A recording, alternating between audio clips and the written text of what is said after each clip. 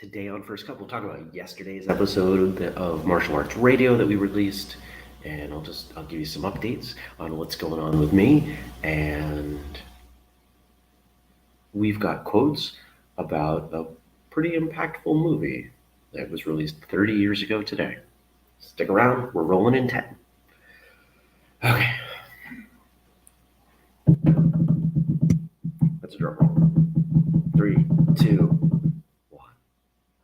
Good morning, everyone, and welcome. Today is Tuesday. It's March 1st, 2022. My name is Jeremy, and this was the water I was drinking, and I'm out of water. I have to filter more. But that's, yeah, and then I would drink the water or the coffee. How are you doing? Getting up at 5 a.m. to do this show, that's my commitment to all of you. I do not want to get out of bed. I will be very honest about that. Good morning. Good morning to Andy and Casper and Daniel and Stacy and all the rest of you watching live, later, listening, or whatever you're doing. Thanks for being here. Jenny, good morning. You guys see the picture? This is just randomly on the wall. Some whale sharks. I probably will not because of where I'm going, but might see some whale sharks later today. Good morning, Dennis and Nathan. I'm going snorkeling. Looking forward to it. It's just a half day trip. And, it was funny. I went to the dive shop that I was recommended to, and they had snorkeling tours, and I said, I want to go snorkeling. Where do you want to go? I don't know. What do you want to see? I don't know. Guys looking at me. It's just like, do you want to see big fish or small fish? I was like, big fish. It's like, okay.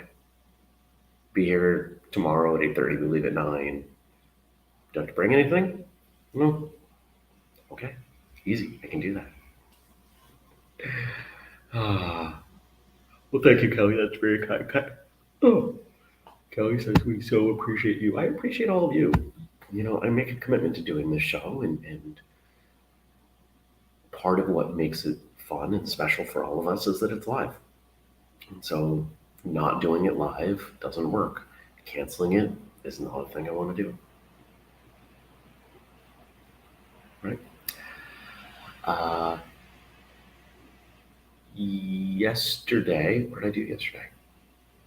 So I spent a little bit of time on the roof doing some work, which was kind of cool. There's a big covered area. So the sun's brutal. The sun really is hot here. Can you see my sunburn fading, becoming more of a tan? Stacy says, you lost your card. No, I didn't actually. So I posted on Facebook. It was like, don't lose your golf card. Don't misplace your golf card. Because I realized that there was no way to find it. I was smart. When I realized how much of a nightmare that was going to be, I took a picture of the license plate. But I can't imagine that every day someone doesn't misplace their golf cart. I go, okay, what color was it? I don't know, like dark blue? That's all of them. Oh, what did the wheels look like? I don't know. What did the front say? I don't know.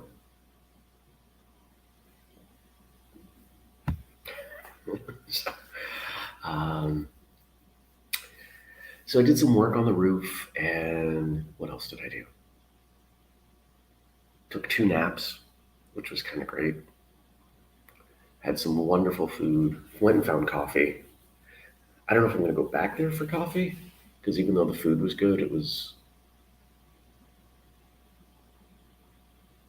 I don't know, wasn't the friendliest place. Like not in a bad way, just wasn't that friendly. But there really aren't that many places that open early because, let's face it, people go late here. There's a curfew of midnight, and the bar I was hanging out at ended up chatting it up with a guy, and he didn't have a card, and I was like, I'll give you a ride back, and didn't I don't know where anything is yet. Yet. I don't know where anything is. And so I drove him back, and I got back and I walked in the door like 10 minutes before curfew. There was almost nobody on the road. And from what I understand, they actually do care about that rule. So we'll find out. Stacy says, "Oh, phew, that's better. I was picturing you looking for it." What I did do that I will post later, I started working on a post that I titled "An Incomplete List of the Ways Driving a Golf Cart in Belize is Like Playing Mario Kart." And there's something like 15 or 20 things on here already. This place is crazy in ways that you would expect, ways that you would not. It's still incredibly friendly. It's still a lot of fun. But I think I would have liked maybe a few more days here to do stuff, but I don't think this is a lifestyle that I can handle day in, day out. At least not the way I've been doing it. I've been going and eating and, kind of letting the wheels fall off just because it's vacation. So why not? Ray says, "Get hit by a turtle shell." Oh, don't worry. We have mentions of shells on the list. I thought about there's a little fruit stand right next door here, and I thought about buying bananas and just driving around with banana peels and throwing them.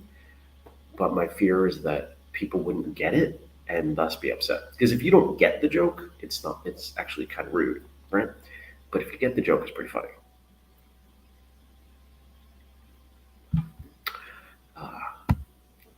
In reference to leaving, Kelly says, "Well, of course not. No easy access to early coffee." Yeah, there's a coffee maker. I could go buy coffee. Ray said, "Do it." I could buy coffee, but part of what I'm trying to do is if I go buy coffee, I'm gonna have extra coffee, and it's not a big deal. Dennis clearly has played some Mario Kart.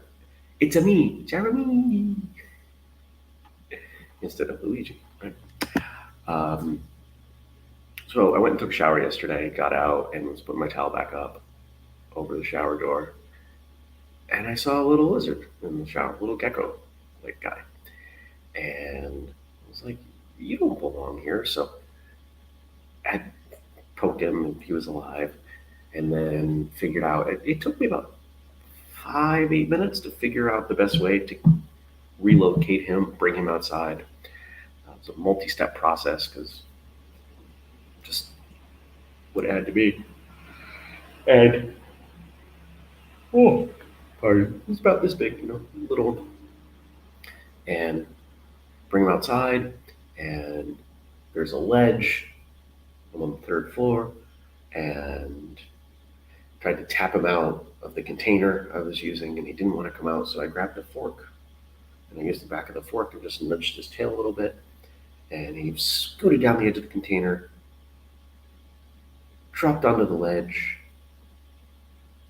and then jumped into the abyss. He went, "Oh," and I'm not kidding. He just jumped into the nothing from the 3rd floor, and I just watched him until I couldn't see him, and I spent all that time trying to save him, and then I'm pretty sure he just went a little splat down below. It was sad, but I tried. All we can do is try, right? Anything else I want to tell you guys about?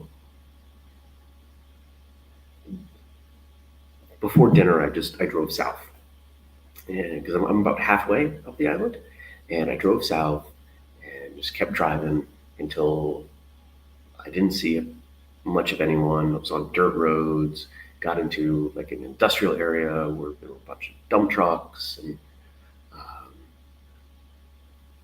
where I think they're digging up sand and moving it to other parts of the island. I think that's what's going on down there.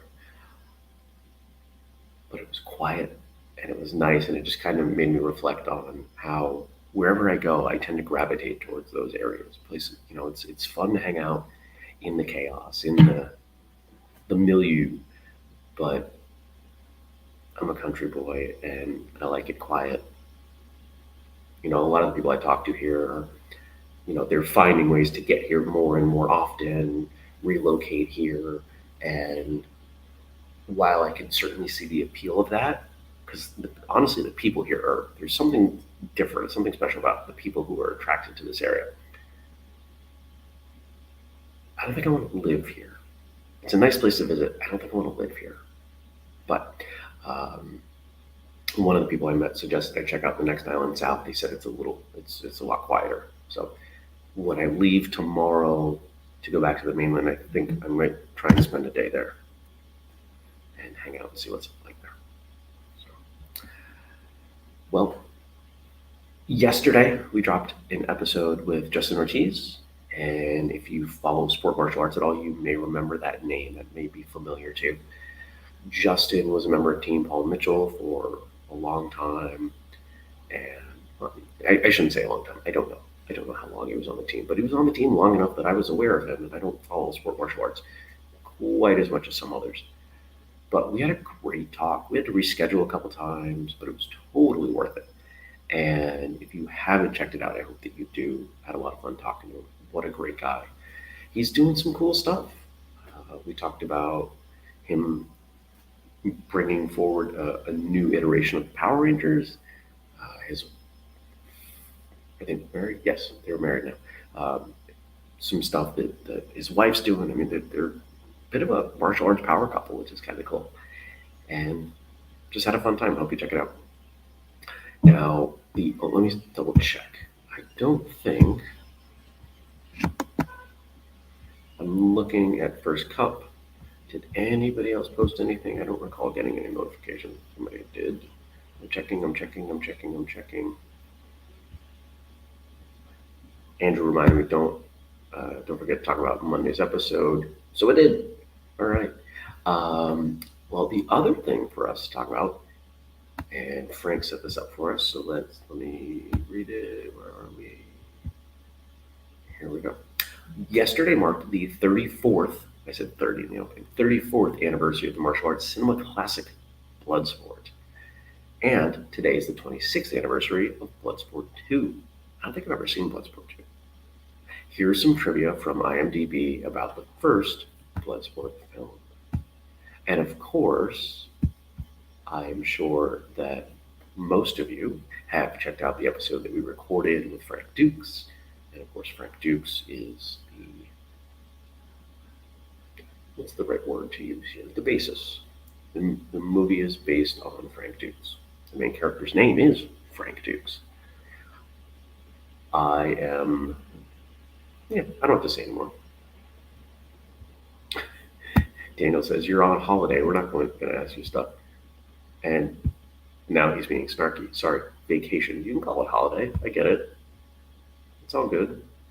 Just blame I would blame your COVID brain for your snarkiness, but you've been around long enough. I know that's not from that. All right. So here we go. One of Jean Claude Van Damme's favorite films of his own. And Kickboxer was first, right? Kickboxer and then Bloodsport. But I think Bloodsport was the movie that really got people to pay attention to him. Well, yeah, I think it will. Now I want to check. Filmography. Kickboxer. No, Bloodsport was first. Okay. So it being his first movie, I guess that makes more sense. It's the one that really made him famous, made him a household name. There had not been a martial arts film like Bloodsport before this. It was, I don't know. It tried to tell a story. Yeah. Slider says Bloodsport was first. You are right. I'm guessing that's part of why it's one of his favorites. So Frank Dukes was the fight coordinator for this film. When Jean Claude Van Damme was cast, Dukes announced that Van Damme wasn't nearly in good enough shape and put him through a 3-month training program. Van Damme, a world championship martial artist in his own right, called it the hardest training of his life. Can you imagine that? Can you imagine? Although they knew each other, so maybe it wasn't as critical as it may come across now. I forget how they met. I'm sure we could find out. But I just can't imagine signing on your movie and saying to the star, you know, we need some training. You're not ready. Well, who are you? I'm the guy the movie's based on. Oh, okay. I guess that makes sense. Do you guys remember when you first saw Bloodsport? I don't remember specifically, but I remember that it was one of the movies that the convenience store had available for rent. I remember we started renting a VCR because they were expensive. I mean, in today's money, a VCR back then would have been close to $1,000. So I remember renting the VCR, and that was only for very special occasions. And then I remember we bought, I think my grandparents bought one for my mother for her birthday or something. And we would rent movies from time to time, and Bloodsport was definitely one of them. But when? I don't know. Oh, today is a Vermont state holiday. What's today? Today isn't Bennington Day, is it? What is today? All right, and then number 3. And I knew this. I don't know if you did. Midway's hit video game Mortal Kombat in 1992 took huge inspiration from the film and even used a parody of Jean Claude Van Damme for the character of Johnny Cage, who has a similar costume, backstory, and familiar split punch. According to game creator John Tobias, they wanted to make a gritty game based on the film. I remember the first time I played Mortal Kombat. I actually remember where I played at my friend Saunders' house.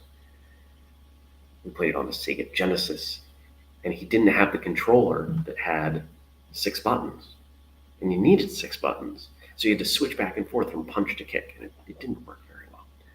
But I remember the split punch, and as a, what was I, probably 14-year-old boy, watching that was hysterical, right? Because he does a split, and he punches him in the groin, and he's like, oh, right? Like, there was nothing funny on that. Oh, it's town meeting day. Right, it's Tuesday. Duh. Thank you. Town meeting day.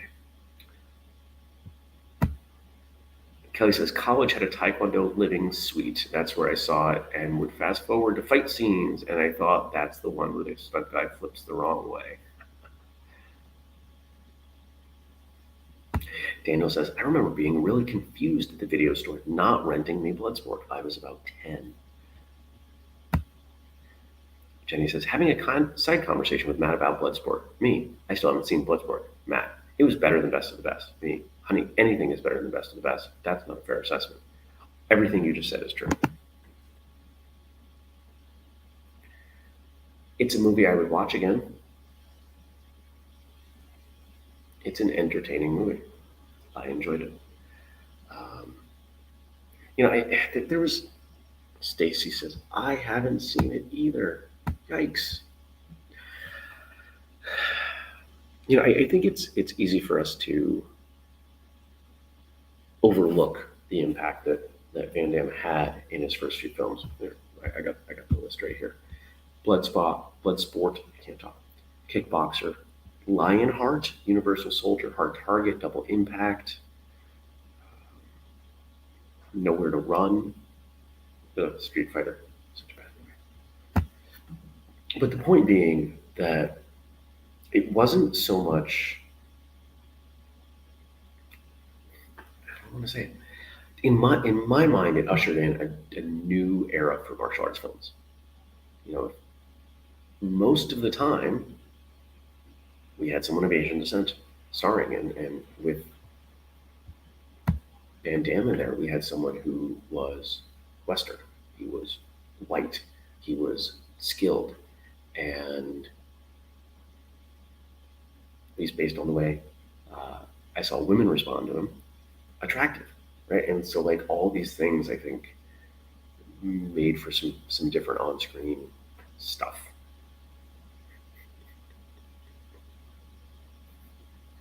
There's discussion in the chat right now about Mortal Kombat. Good times.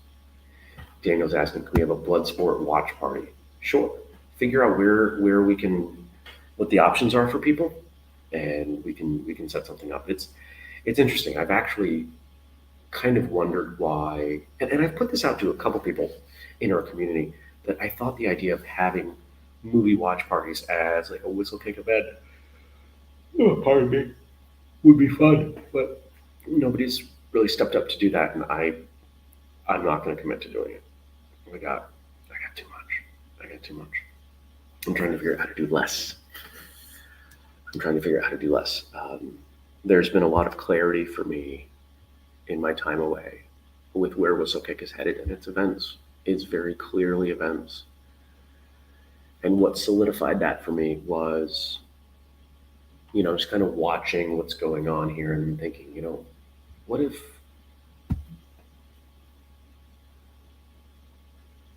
we had an island, like a little island, and ran a martial arts all-inclusive?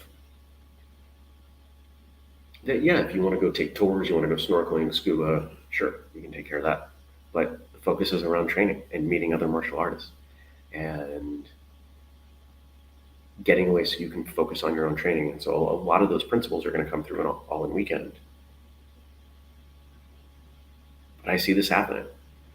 It'll start with all-in weekend, and then weekends, and then other events. But the future of whistlekick is events.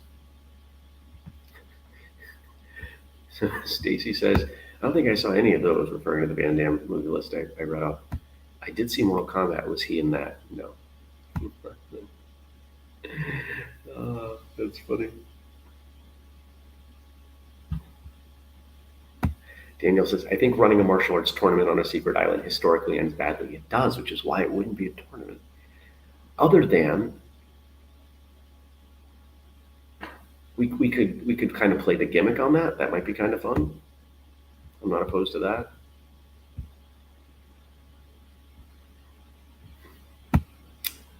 Dennis is reminding us he played Guile in the movie Street Fighter.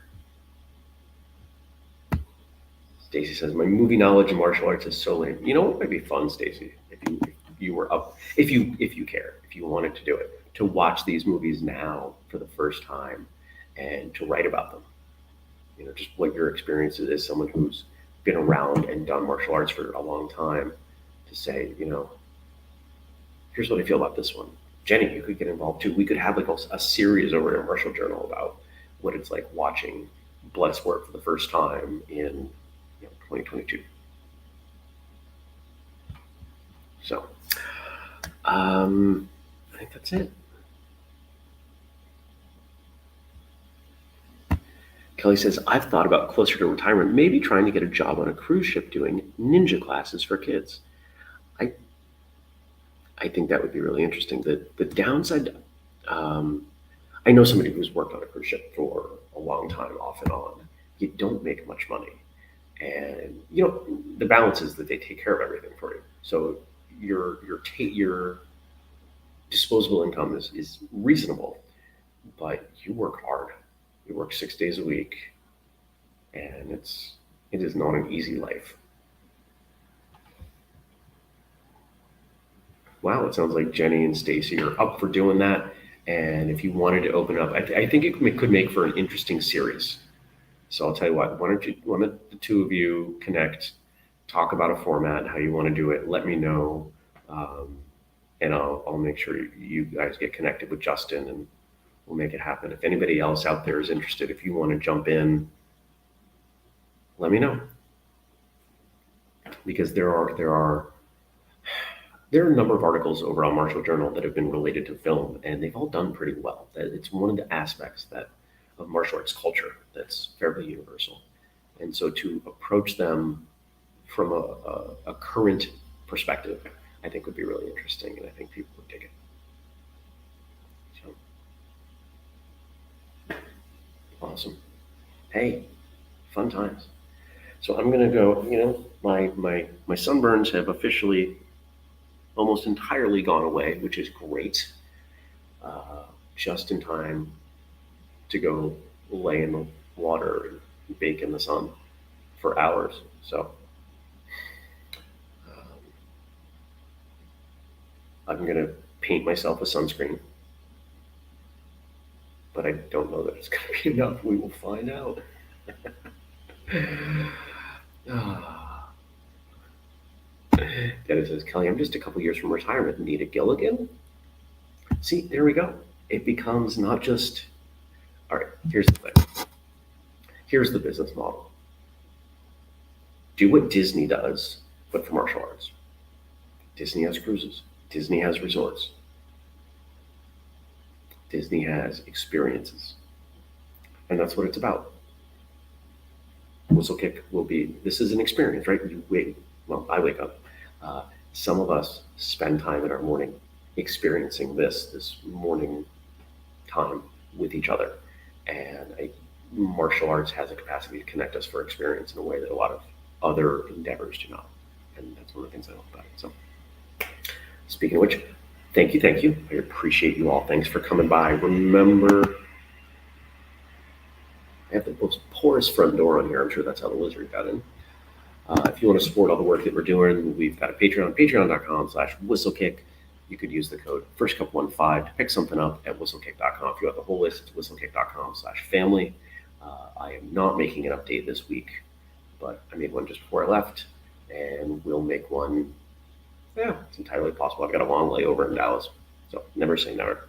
If you have questions or comments, leave them on Facebook. If you don't do Facebook, email me, jeremy@whistlekick.com. We do it every weekday, more or less. I've missed like 3 of them now, including last Friday, 6:30 a.m. on Facebook, YouTube, and today we're on Twitch. Welcome to anybody watching from Twitch. Kelly's excited. Martial arts on the seas. Have fun swimming with the fishes. Thank you so much. Daniel, are you planning on being cryogenically frozen? I'm not planning on it, but never say never. Take care, everybody. Thanks for coming by, and I'll see you back here tomorrow.